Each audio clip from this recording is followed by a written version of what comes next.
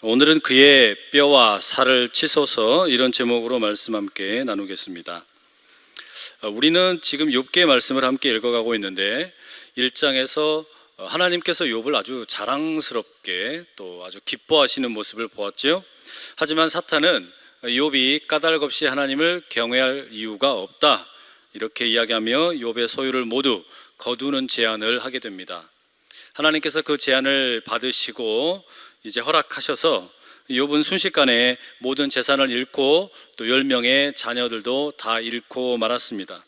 하지만 욥은 알몸으로 나와 싸운즉 알몸으로 돌아갈 것입니다, 이렇게 신앙 고백을 하며 자신의 입술로 범죄하지 않았습니다. 그리고 오늘 본문이 이제 시작이 되는 것이죠. 땅에서 다시 하늘로 장면의 전환이 일어나게 됩니다. 하나님께서 이제 사탄과 다시 만나서 주고받는 대화가 오늘 본문의 2장의 1절과 2절 이하에 이제 소개되기 시작을 하죠. 하나님이 먼저 사탄에게 다시 묻습니다. 네가 어디에서 왔느냐, 이렇게 물으시죠. 그랬더니 사탄이 땅을 두루 돌아 여기저기 다녀왔습니다, 대답을 하죠. 이 질문은 앞선 1장의 7절의 내용과 동일합니다. 우리가 주목할 내용은 이제 3절의 내용입니다. 3절을 시작하는 부분에 보면 하나님께서 사탄에게 이렇게 이야기하십니다. 네가 내 종 욥을 주의하여 보았느냐? 그와 같이 온전하고 정직하여 하나님을 경외하며 악에서 떠난 자가 세상에 없느니라. 여기까지의 말씀은 앞에 나오는 1장 8절의 말씀과 동일한 내용입니다. 그런데 그 다음에 이제 부연되는 내용에 이렇게 기록되어 있죠. 네가 나를 충동하여 까닭없이 그를 치게 하였어도 그가 여전히 자기의 온전함을 굳게 지켰느니라. 하나님께서 사탄에게 뭐라 그러세요? 까닭없이 욥을 치게 했다, 사탄에게 말씀하시는 겁니다. 그런데 이 이야기는 어디서 많이 들어본 비슷한 표현이 있지요. 사탄이 하나님께 뭐라고 그랬습니까? 욥이 까닭없이 하나님을 경외할 리가 없다, 이렇게 이야기했단 말이에요. 바로 그것을 똑같은 표현을 받아서 이제 하나님께서 사탄에게 말씀하신 겁니다. 네가 까닭없이 욥을 치게 했다. 여러분, 그러면 이 사탄과 하나님의 내기, 첫 번째 시험의 그 결과는 어떻게 된 겁니까? 하나님께서 이기셨음을 알 수 있습니다. 욥은 끝까지 자신의 그 순전함과 정직함을 지켰다라는 말이죠. 사탄이 말하기에는 모든 소유를 거두어 가면 욥이 하나님을 욕할 것이라고 했지만 욥은 그렇게 하지 않았습니다. 때문에 하나님이 승리하신 것이죠. 여러분, 이게 참 중요한 것 같지 않습니까? 이게 무슨 이야기입니까? 내가 만약에 오늘 욥처럼 찾아오는 죄와 유혹을 이기게 되면 이건 그냥 나의 승리가 아니라 하나님께 영광이 된다라는 겁니다. 그리고 내가 오늘 만약에 죄에 넘어지고 유혹에 넘어지게 되면 이건 그냥 나의 실패와 나의 넘어짐이 아니라 하나님의 명예의 수치가 된다라는 거예요. 그러니 여러분 기억하십시오. 내 실패가 하나님께 수치가 되고 내가 땅에서 넘어지면 하늘에서 하나님이 슬퍼하시는 겁니다. 그런데 반대로 기억하십시오. 내 승리는 하나님께 영광이 되고 내가 땅에서 이기면 하나님께서 하늘에서 기뻐하시는 줄로 믿습니다. 그러니 우리의 주어진 삶의 자리에서 하나님의 이름을 영화롭게 하는데 앞장서 나아가는 저와 여러분 다 될 수 있기를 간절히 축복합니다. 하지만 여러분, 이 사탄이라는 존재는 자신이 한번 실패했다고 순순히 물러날 마음이 없죠. 어떻게든 이 사탄의 계획은 하나님과 욥 사이를 갈라놓는 겁니다. 이간질시키는 것이죠. 그래서 사탄이 다시 하나님께 이렇게 도발을 하게 됩니다. 가죽으로 가죽을 바꾸오니 사람이 그의 모든 소유물로 자기의 생명을 바꾸올지라. 이게 무슨 이야기죠? 두 번째 이제 사탄이 하나님께 도발을 하는데 가죽으로 가죽을 바꾸오니 이게 무슨 의미입니까? 영어 번역본 성경에는 skin for skin 이렇게 번역이 되어 있어요. 근데 이 말의 의미는 쉽게 이야기하면 욥의 신앙이 순전하고 온전하고 정직하다고 한들 가죽보다 더 깊겠습니까? 이런 말입니다. 달리 말하면 사람이라면 누구나 자기 생명이 최고이기 때문에 자기 가진 거 다 포기할 수도 있습니다, 이런 말이죠. 그러니 지금 사탄의 이 고발은 욥이 첫 번째 시험에서 신앙을 지킨 것은 맞지만, 그러나 그것은 어디까지나 욥이 자신의 생명에 위협을 받은 것이 아니기 때문이라는 거예요. 만약에 자기 목숨을 위협받게 되면, 목숨이 위태위태하게 되면 신앙을 포기할 것이다. 그런데 첫 번째 시험에서는 자기 목숨이 위협을 받지 않았기 때문에 신앙을 포기하지 않고 온전한 척, 정직한 척 했다라는 거예요. 이게 지금 사탄의 두 번째 고발의 내용입니다. 그러면서 하나님께 다시 한번 5절에 이렇게 제안을 하죠. 이제 주의 손을 펴서 그의 뼈와 살을 치소서. 그리하시면 틀림없이 주를 향하여 욕하지 않겠나이까. 이제 욥이 가지고 있는 소유나 가족이 아니라 욥 그 사람의 몸뚱아리를 한번 건드려 보십시오. 그러면 욥이 하나님을 욕할 것이다, 이런 말입니다. 여러분, 이 사탄의 전략이라는 것이 얼마나 치밀한지 느껴지십니까? 앞서 1장 10절에 사탄이 하나님께 이렇게 말했었습니다. 주께서 그와 그의 집과 그의 모든 소유물을 울타리로 두르심 때문이 아니니까. 하나님께서 욥의 모든 것을 다 울타리로 치고 보호하신다는 거예요. 거기 안에 뭐가 있습니까? 욥이 있고, 욥의 가족이 있고, 그리고 욥의 재산이 있다라는 겁니다. 그런데 지금 사탄이 어떻게 한 겁니까? 첫 번째 제안에서는, 첫 번째 고난에서는 제일 바깥에 있는 욥의 재산과 가족, 특별히 그 자녀들을 건드렸다는 말이에요. 그리고 그걸로 안 되자 이제 어떻게 하는 겁니까? 더 깊숙한 곳에 있는 욥이라는 이 사람의 몸을 건드리기로 작정을 하는 겁니다. 그러니까 이 사탄의 공격이라는 것이 외곽에서부터 조금씩 안으로 들어오고 있는 겁니다. 바깥에서 안으로 공격해 들어오는 거예요. 제일 바깥에 재산, 그 안에 가족, 그 안에 욥이 있는데, 이제 두 번째 공격은 욥 자체를 공격해 온다라는 말이죠. 여러분, 이게 무슨 이야기일까요?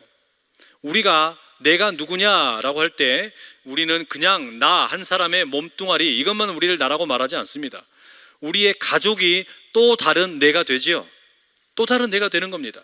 가족들, 특별히 자녀들, 또 다른 내가 되는 거예요. 그런데 자녀들만 또 다른 내가 아니라 내가 경영하는 사업장, 일터, 여기도 어떻게 됩니까? 내가 땀 흘리고 엄청난 많은 노력을 투자하다 보니까 그게 역시 또 다른 내가 되는 거예요. 그러니 내가 그렇게도 애지중지하면서 열심히 키워왔던 사업장이 어려워지고 힘겨워지면 마치 내 살을 도려낸 것처럼 아픕니다. 그렇죠?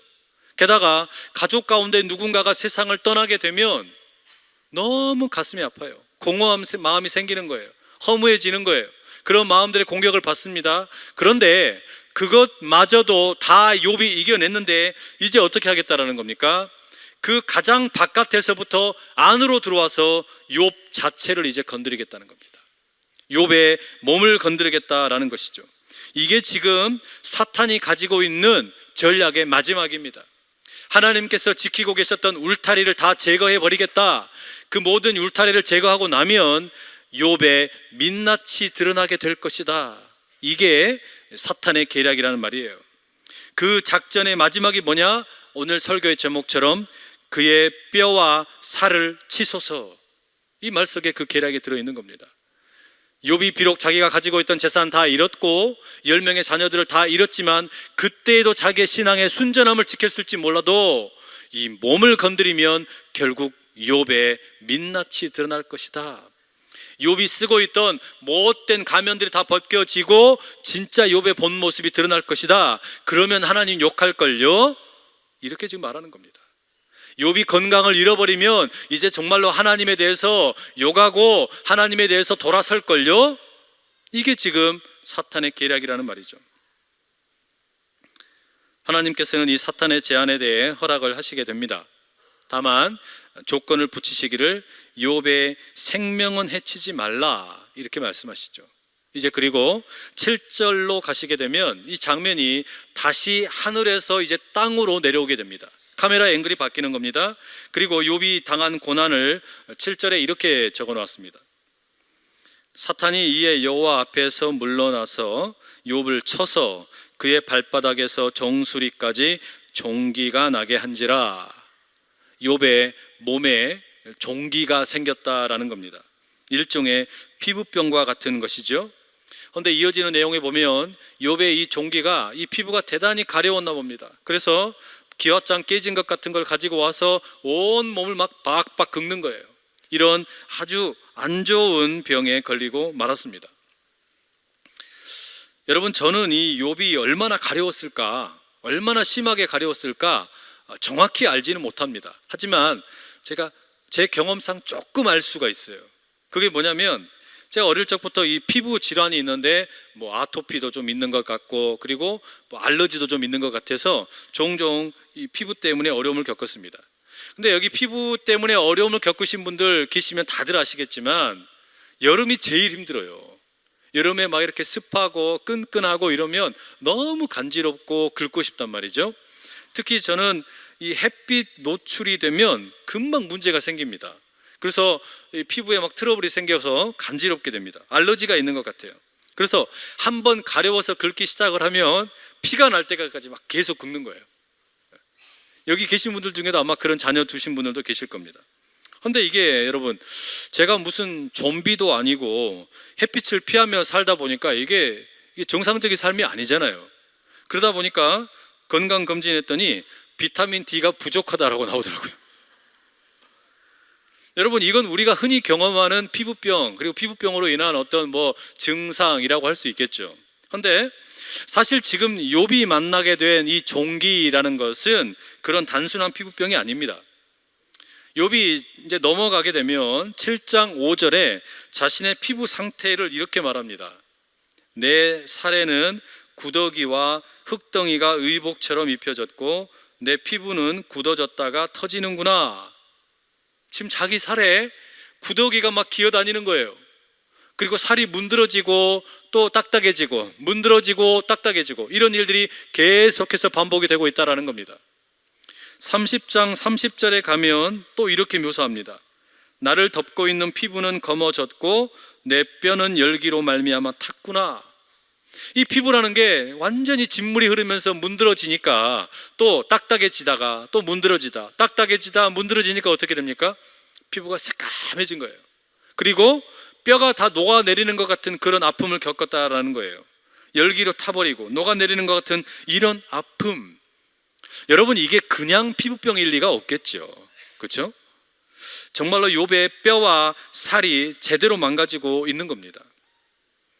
여러분, 이 욥이 만나게 된 질병이 무엇일까 정확히 알 수는 없지만 우리가 추정할 수 있는 근거는 있습니다. 욥의 발바닥에서 정수리까지 생긴 이 종기를 가리키는 단어가 레위기 13장에 묘사되어 있는 나병을 가리키는 단어와 똑같습니다. 그러니까 나병, 한센시병, 문둥병, 거기에 사용되는 단어와 이 욥의 종기를 가리키는 단어가 똑같아요. 그러니까 아마도 지금 욥이 걸린 병이 이 나병과 같은 병인 것 같아요. 그러면 여러분 8절의 말씀이 좀 이해가 더 잘 됩니다. 8절 이렇게 기록되어 있죠. 욥이 제 가운데 앉아서 질그릇 조각을 가져다가 몸을 긁고 있더니, 욥이 지금 어디 있다고요? 제 가운데 앉아 있대요. 잿더미 가운데 앉아 있다라는 거예요. 왜 그렇습니까? 10명의 자녀가 다 죽었으니까 쟤를 뒤집어 쓰고 곡하는 것일까요? 그런 말이 아닙니다. 욥이 지금 잿더미에 앉아 있다라는 것은 쓰레기 잿더미에 앉아 있다라는 말입니다. 왜 이렇게 될 수밖에 없습니까? 나병 환자니까, 문둥병 환자가 되니까 동네 사람들이 동방에서 가장 큰 자, 동방에서 가장 훌륭한 자라고 불리우던 그 욥을 들어다가 쓰레기통에다 던져버린 거예요. 이게 얼마나 비극적인 일이 벌어진 겁니까? 그렇게 잘 나가던 욥이 지금 동네 사람들에 의해서 추방을 당한 겁니다. 그래서 갈 데가 없으니까 쓰레기 더미를 전전하면서 거기 앞에 앉아가지고 깨어진 기와 조각 하나 들고 몸을 득득 긁고 있는 겁니다. 너무 비참한 지경이 돼버린 거예요. 그야말로 지금 욥은 완전히 삶이 망가져 버린 겁니다. 이제 여러분 보십시오. 재산 다 잃어버렸죠. 자녀들 다 죽어버렸죠. 자기 건강이 완전히 망가졌죠. 거기에다가 사회로부터 버림받은 거예요. 세상으로부터 완전히 매몰차게 거부를 당한 겁니다. 그야말로 욥은 지금 세상적으로 말하자면 사회적으로 사망 선고 받은 겁니다. 이게 욥의 고난이라는 말이에요. 여러분, 여기까지 보게 되면 이 사탄의 전략이라는 것이 너무나 선명하지요. 사탄은 어떤 식으로든지 하나님과 우리 사이를 갈라놓는 게 일이에요. 하나님과 우리 사이에 뭔가 잘 되는 꼴을 못 보는 겁니다. 그래서 하나님께도 가서 뭐라고 그럽니까? 저 성도가 까닭 없이 하나님을 예배할 리가 없습니다. 사심 없이 하나님께 예배할 것 같습니까? 신앙생활 할 것 같습니까? 그렇지 않습니다. 이렇게 문제 제기했었죠. 그런가 하면 욥에게 찾아가서는 어떻습니까? 소유를 잃게 만들고 자녀들 죽게 만들고 건강을 해치게 만들고 세상으로부터 버림받게 만드는 거예요. 그러니 여러분, 이 지금 욥을 향한 사탄의 공격은 결국 다 뭐냐? 그 인격 자체를 말살시키는 데 있는 겁니다. 이 사탄의 공격은 욥이라는 한 존재를 완전히 망가뜨려 버리는 거예요. 그러니 기억하십시오. 혹시 사탄이 나를 유혹하거든, 돈이 나를 유혹하거든, 죄가 나를 유혹하거든, 그것은 결코 나를 잘되게 하려고 하는 게 아니에요. 그것은 내 존재를 망가뜨리려는 사탄의 계획일 뿐이라는 겁니다. 내 인격체를 완전히 망가뜨리려는 사탄의 계획이 그 속에 숨어 있다는 말입니다. 지금 바로 그런 일이 여러분 욥에게 일어나고 말았습니다. 여러분, 이런 상황 가운데 제일 힘든 일이 무엇인 줄 아십니까? 내 인격이 망가지는 거예요. 내 존엄성이 무너지는 겁니다. 내 삶의 모든 인격 자체가 허물어지는 게 가장 힘든 일입니다. 정말로 그렇지 않습니까, 여러분? 우리 주변에 보시면 때로 자녀를 먼저 잃고 살아가는 분들 계세요. 또 어떤 분들은 사업을 그렇게 크게 하셨는데 뜻하지 않게 사업이 무너져서 힘겹게 사시는 분들도 종종 계십니다. 또 몹쓸 중병이 걸려서 힘겨워하시면서도 웃으면서 힘있게 사시는 분들이 계십니다. 그런데 제일 힘든 게 뭘까요? 우리가 제일 감당하기 힘든 일이 뭐냐? 인격이 모멸을 당하는 겁니다. 내 존엄성이 완전히 내려앉는 것, 이게 제일 힘든 거란 말이에요. 사람의 존엄성이 무너지면 절망하게 됩니다. 내가 짐승처럼 취급당하면 무너지는 거예요. 누군가가 나의 말을 모함하고 왜곡하면 몸은 건강할지 모르지만 사람이 살맛이 안 나버리는 거예요. 죽고 싶어 버리는 거예요. 봄에 우리 교육자들과 함께 세월호 유족들 예배드리는 곳에 가서 함께 예배한 적이 있습니다. 그때 이분들 이야기를 가만 듣는데 제일 힘든 게 뭡니까? 물었더니 뭐라고 답변한 줄 아세요? 다른 이야기는 다 괜찮습니다. 그런데 제일 힘든 이야기가 뭐냐? 우리가 바다에 빠져 죽은 자식들을 이용해서 돈을 챙기려고 하는 못된 인간이라는 말은 정말 듣기 어렵다는 거예요. 그건 정말 못 듣겠다라는 거예요. 내 존엄성이 무너지는 것 같고 나의 인격이 모독당하는 것 같아서 유족들이 그게 제일 힘들답니다. 그 슬픔, 자녀를 잃은 슬픔보다 사람들이 나를 바라보면서 죽은 자식 위해서 돈 챙기려고 한다, 그건 도저히 못 견디겠다라는 거예요. 여러분, 이게 우리에게도 똑같이 있는 일 아닙니까? 그리고 지금 욥에게 일어난 일이라는 말이에요. 게다가 여러분 9절 한번 보십시오. 이제는 마지막 남아있는 아내마저 이렇게 말을 합니다. 당신이 그래도 자기의 온전함을 굳게 지키느냐? 하나님을 욕하고 죽으라. 마지막으로 남아있는 한 사람, 아내마저 욥에게 등을 돌려버리는 겁니다. 차라리 죽어버려라. 하나님 욕하고 죽어버려라. 배우자로부터 이런 소리를 들으니 이게 얼마나 참으로 답답한 일입니까? 이제 욥에게 남은 건 아무것도 없습니다. 자기 재산 다 잃었죠. 10명의 자녀 다 죽었어요. 자기 몸은 완전히 망가져서 건강을 잃어버렸습니다. 세상에 자기가 돈 많을 때는 자기를 너무나 존경하던 사람들이 내가 나병 걸렸다 그러니까, 그리고 내가 이제는 재산이 없다 그러니까 매몰차게 나를 쓰레기통에 던져버리는 거예요. 그리고 마지막 남은 단 한 사람, 아내마저도 자신을 저주하고 죽으라고 말합니다. 이렇게 자신을 향해 하나님 욕하고 죽으라는 아내의 말을 듣고 욥이 뭐라고 답변을 합니까? 10절에 이렇게 말하죠. 그대의 말이 한 어리석은 여자의 말 같도다. 우리가 하나님께 복을 받았은즉 화도 받지 아니하겠느냐? 겉으로 보기에는 이 말이 너무나 멋진 신앙 고백인 것 같지만 사실은 이 속에는 지금 욥이 흔들리고 있음을 우리가 느낄 수 있는 표현들이 들어 있습니다. 욥이 지금 그렇게 철옹성 같던 믿음이 금이 가고 있음을 우리가 찾아볼 수 있다는 말이에요. 욥이 첫 번째 고난 만났을 때 뭐라고 고백했습니까? 주신 이도 여호와시요 거두신 이도 여호와이십니다. 이렇게 단호하게 이야기를 했어요. 그런데 이제 두 번째 자신의 몸의 건강이 나빠지게 되고 사람들로부터 버림받게 되고 아내가 자기를 욕하자 뭐라고 답변합니까? 하나님께 복을 받았은즉 화도 받지 아니하겠느냐? 의문문의 형태로 답변을 합니다. 이렇게 의문문으로 답변을 하는 거 큰 문제가 아닌 것처럼 보일 수 있습니다. 하지만 우리가 이렇게 의문문으로 대답을 할 때는 속으로는 흔들리는데 겉으로는 괜찮은 것처럼 이야기할 때 때로 이런 방법을 씁니다. 예를 들어 볼까요? 회사의 사장님이 우리 직원들에게 이렇게 제안을 합니다. 자, 우리 오늘 점심 때 짜장면이나 먹으러 갑시다. 자, 그러면 직원들이 이제 대답을 해야 되잖아요. 예, 좋습니다. 아니면 사장님 저는 그냥 더우니까 냉면 먹겠습니다. 뭐 이렇게 이야기할 거 아니에요.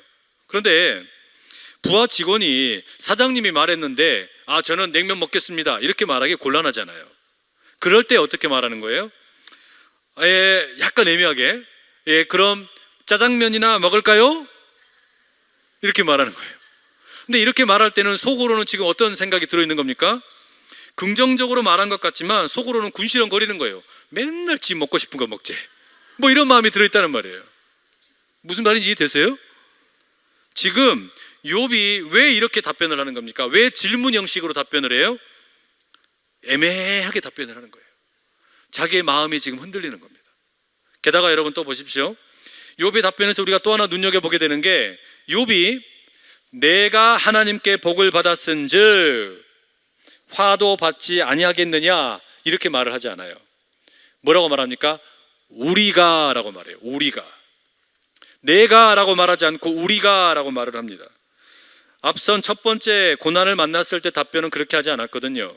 1장 21절에서는 내가 모태에서 나왔은즉 이렇게 이야기했어요. 자기 자신의 입장을 분명하게 표현을 한 거예요. 그런데 두 번째 이제 고난을 만난 다음에 이야기를 할 때는 우리가 하나님께 복을 받았은즉 화도 받지 않겠느냐 이렇게 하면서 나를 우리 속에다가 살짝 감춥니다. 이게 무슨 이야기예요? 흔들린다는 거예요. 자신감을 잃어가고 있다는 말입니다. 여러분, 우리 자녀들이 학교에서 시험을 보고 돌아올 때 우리가 이런 반응 금방 알아챕니다. 이번 시험 잘 봤다. 아이가 시험을 잘 보고 오면은요, 확신이 있을 때는 뭐라고 말합니까? 엄마, 이번에 나 시험 진짜 잘 봤다? 뭐 이렇게 말하잖아요. 그러죠? 그런데 시험을 왠지 좀 불안하다, 뭔가 좀 어려웠다 싶으면 뭐라고 이야기해요? 그렇게 이야기 안 해요. 엄마, 이번에는 얘들이 다들 시험이 어려웠다네? 이렇게 이야기하는 거예요. 그렇게 이야기해서 뭐 하려고 그러는 거예요? 자기를 슬쩍 대중에다가 끼워 넣는 거예요. 자신감이 없어서 그런 거예요. 뭔가 지금 확신이 없어지기 때문에.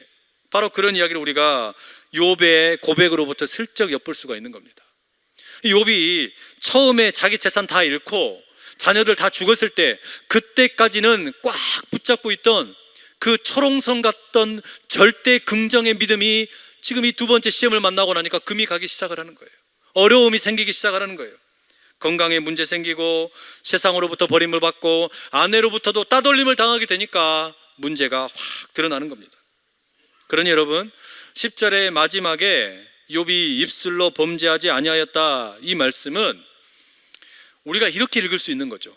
욥이 입술로는 하나님을 범죄하지 않았지만 사실은 가슴 속에서는, 마음 속에서는 많은 갈등이 동요가 있었다. 우리가 이렇게 읽을 수 있는 거예요. 오늘 본문은 이렇게 끝났습니다. 이렇게 읽고 나니까 여러분 이런 질문 드실 수 있겠죠.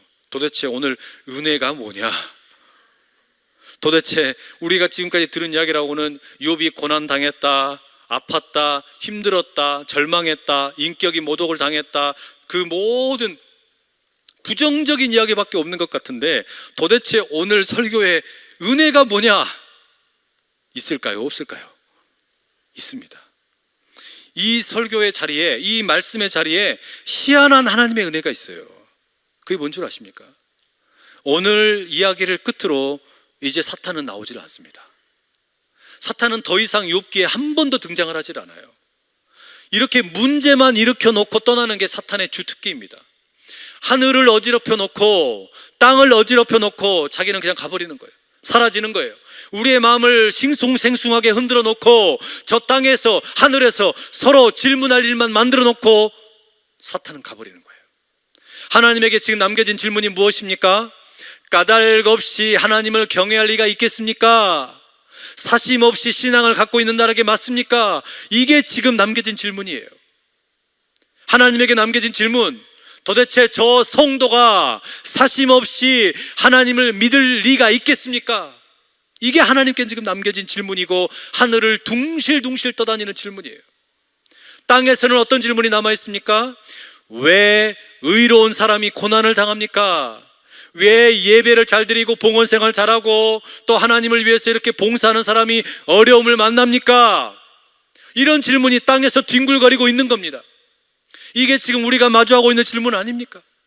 여러분, 지금 이제 이렇게 사탄은 고발자가 되어서 하나님과 우리 사이에 참 어려운 숙제만 남겨놓고 지는 가버렸어요. 이제 우리만 남겨진 것 같은 거예요. 그런데 여러분, 중요한 건 뭐냐?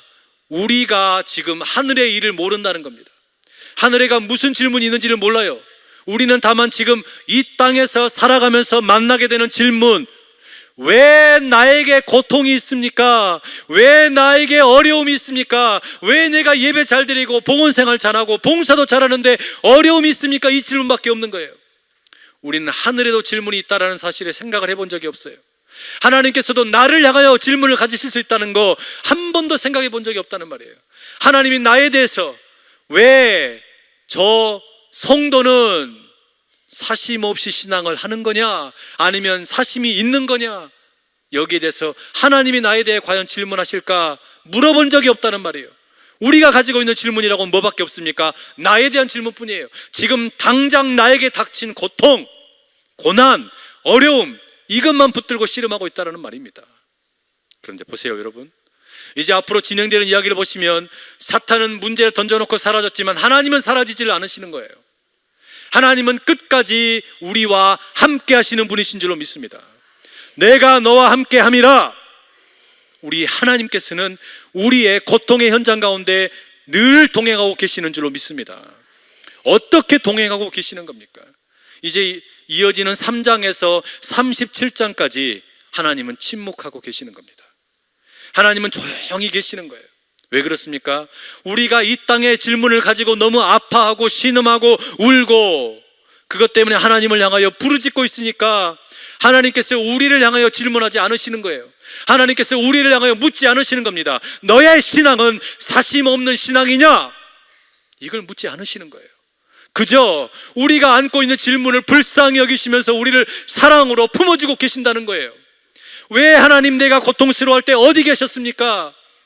그 질문에 대해 하나님은 침묵 가운데 동행하시며 함께하고 계신다는 거예요. 이게 오늘 우리에게 은혜가 될 수 있기를 축복합니다. 여러분, 우리가 욥기를 읽어가며 이 주님을 만나야 되는 거예요. 내가 이 땅의 문제를 만나서 고난을 만나서 고통을 만나서 씨름하고 있을 때 내가 너와 함께한다 말씀하시는 그 주님을 만나실 수 있기를 축복합니다.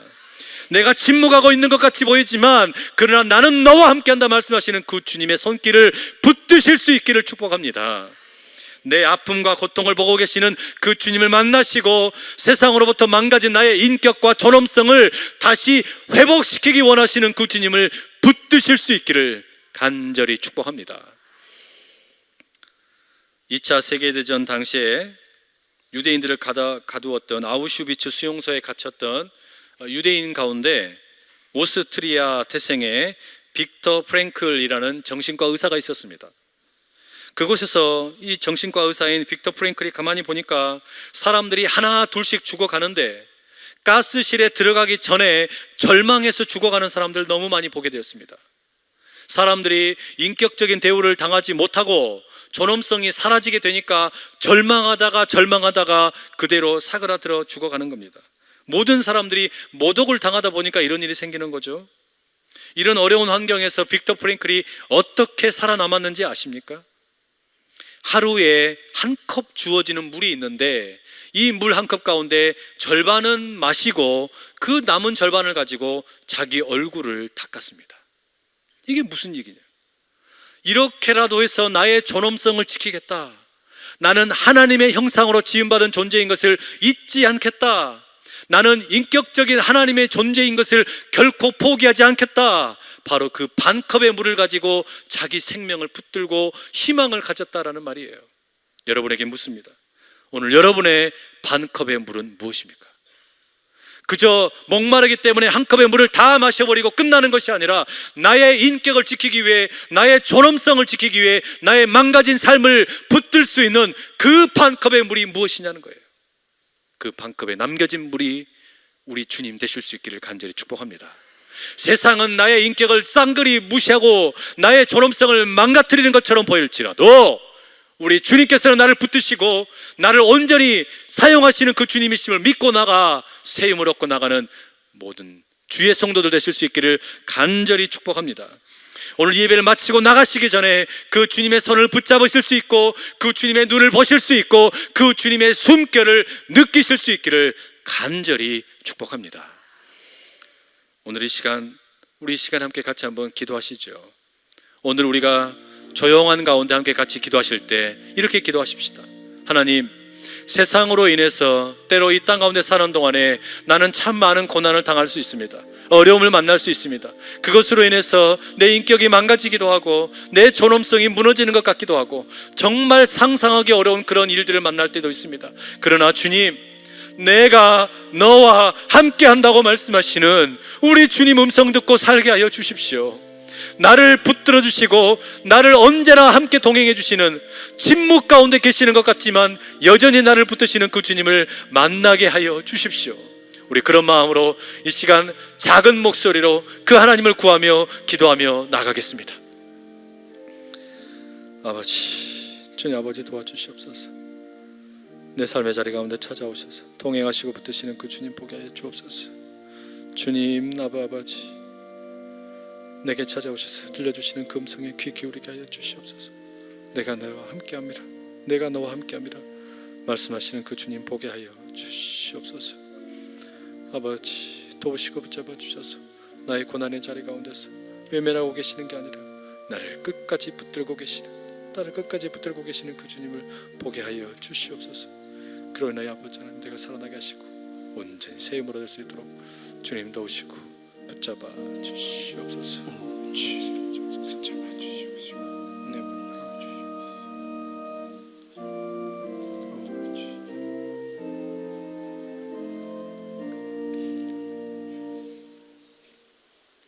사랑하는 주님, 가진 재산 다 잃어도 때로 가족이 세상을 떠나도 견딜 수 있었습니다. 그러나 내 인격이 부정을 당하고 내 존엄성이 망가질 때, 세상으로부터 내가 완전히 버림받았다 느낄 때 참 견디기 어려웠습니다.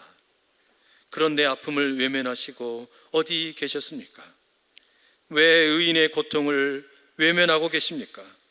주님, 이런 질문과 함께 우리 주님을 찾습니다.